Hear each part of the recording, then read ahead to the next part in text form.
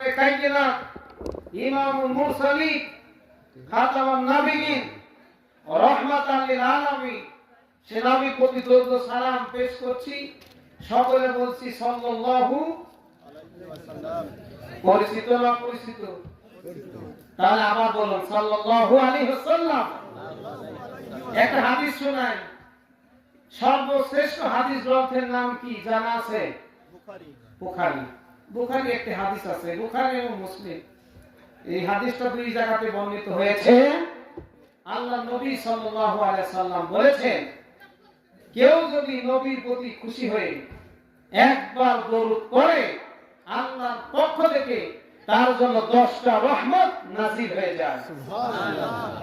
তাহলে দরুদ পড়তে আপনি কেন এত কৃপণতা বকিলতা করা যাবে? আরেকটা হাদিস বলি, সেটা হচ্ছে আল্লাহ